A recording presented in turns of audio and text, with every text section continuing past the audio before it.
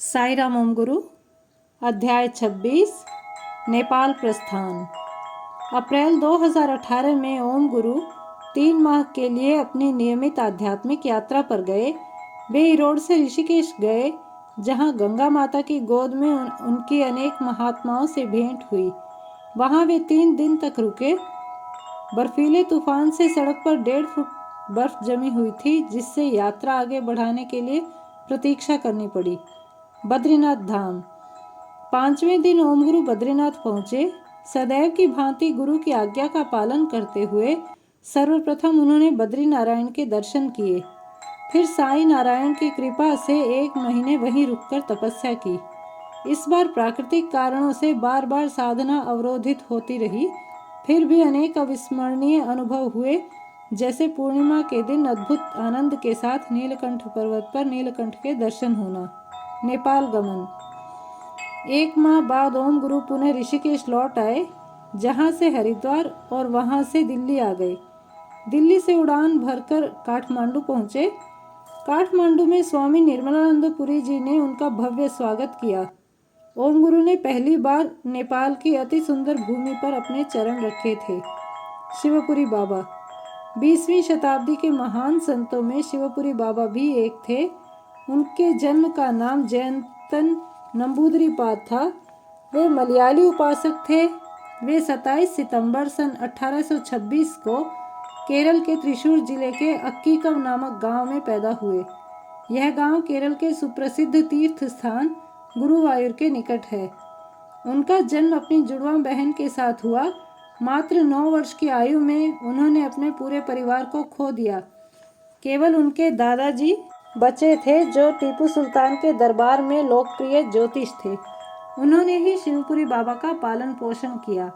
16 वर्ष की आयु तक शिवपुरी बाबा ने चारों वेदों के साथ साथ आयुर्वेद तथा धनुर्वेद की शिक्षा भी पूर्ण कर ली। 24 वर्ष की आयु में उन्होंने अपना गृह त्याग कर मध्य प्रदेश के वन में कठोर साधना द्वारा ज्ञान प्राप्त किया। तत्पश्चात उन्होंने श्रृंगेरी मठ से संन्यास ले लिया। तब से उनका नाम गोविंदानंद भारती पड़ गया। स्वामी गोविंदानंद भारती 25 वर्षों से अधिक समय तक नेपाल के शिवपुरी नागार्जुन राष्ट्रीय उद्यान में रहे। इस कारण वे नेपाल में शिवपुरी बाबा के नाम से लोकप्रिय हुए। उन्होंने पैदल विश्व भ्रमण किया और मलयाली मैगलन का नाम प्राप्त किया। जॉन जी बेनेट नाम का एक विदेशी व्यक्ति शिवपुरी बाबा के शिक्षण की जीवन शक्ति व सरलता से बहुत प्रभावित हुआ। बाद में उसने बाबा को अपना गुरु बना लिया। बेनेट ने बाबा के शिक्षण का प्रचार करने के लिए कई प्रयास किए। उन्होंने शिवपुरी बाबा की जीवनी the life and teaching of Shivpuri Baba लिखी। शिवपुरी बाबा ने विश्व को स्वधर्म का पाठ पढ़ाया, जो जीवन जीने की एक प्राचीन विधि है। एस राजेंदु नाम के एक शिक्षक जब काठमांडू गए हुए थे, तो बाबा के व्यक्तित्व तथा लोकप्रियता से बहुत प्रभावित हुए। उन्होंने बाबा के उपदेशों पर स्वधर्म अद्वैत जीवितम नामक पुस्तक लिखी। 30 जनवरी सन 1963 को 136 वर्ष की आयु में शिवपुरी बाबा को पशुपतिनाथ मंदिर के निकट स्थित ध्रुव स्थली में समाधि प्राप्त हुई। ओम गुरु को अपनी नेपाल यात्रा के दौरान उनकी समाधि के दर्शन का सुअवसर प्राप्त हुआ। ऐसे परम ज्ञानी संत के विषय में जानकर उन्हें अति प्रसन्नता हुई। वे उनके विचारों से बहुत प्रभावित हुए। अन्नपूर्णा पर्वत।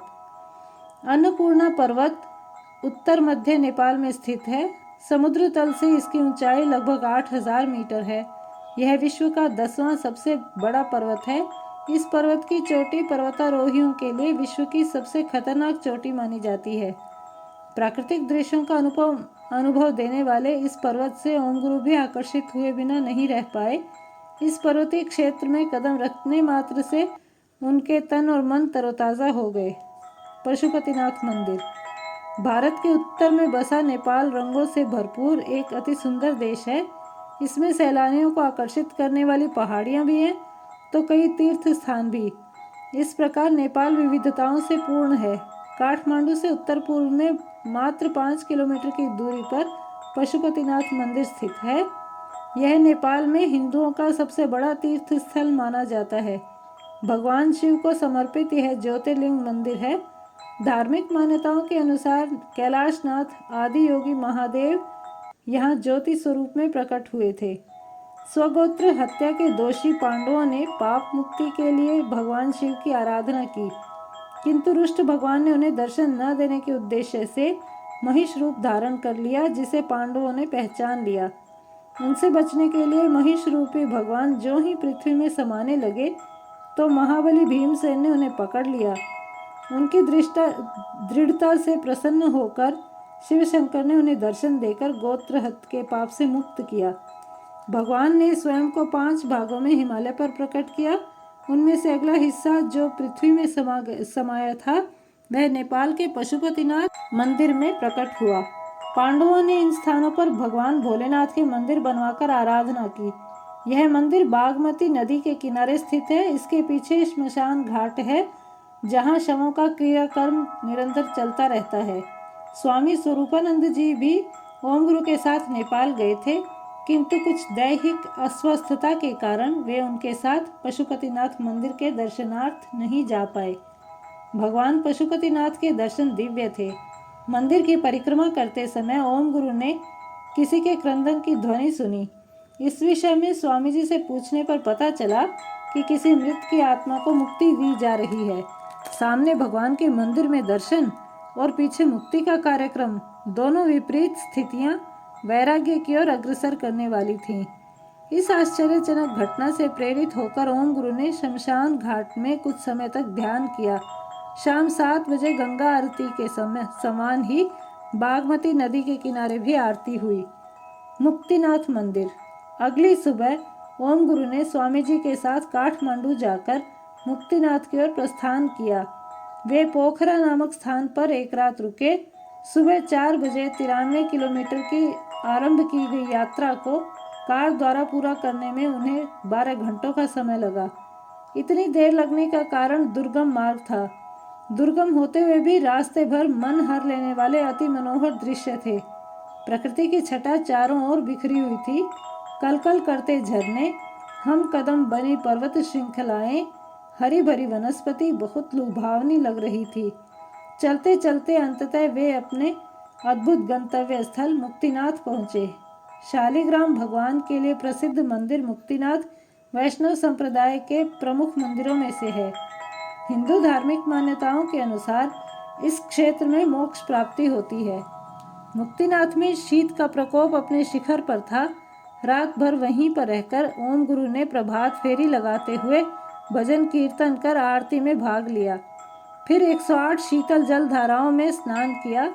उसके बाद ओम गुरु ने मुक्तिनाथ मंदिर के दर्शन किए, जहाँ बौद्ध भिक्षु तथा हिंदू पंडित एक साथ पूजा करते हैं। मंदिर के पास ही एक गुफा थी जिसमें बौद्ध सन्यासी तपस्या में लीन थे। उनकी गुफा से ज्वाला निकल रही थी। लुम्बिनी। मुक्तिनाथ से ओम गुरु अपने साथियों के साथ पोखरा वापस लौट आए। एक दिन बाद उन्होंने बस द्वारा महात्मा बुद्ध की जन्मस्थली लुम्बिनी की ओर प्रस्थान किया। लुम्बिनी का क्षेत्र काफी गर्म था। वहां ओम गुरु के उनके मित्रों के साथ श्रीलंका के एक गेस्ट हाउस में ठहराया गया। आसपास के क्षेत्रों का भ्रमण कर 2 दिन पश्चात वे काठमांडू वापस आ गए। इस प्रकार सप्ताह भर इधर उधर के दर्शनीय स्थलों को देखने के बाद काठमांडू से कैलाश यात्रा का आरंभ हुआ। जय साई राम, जय ओम गुरु।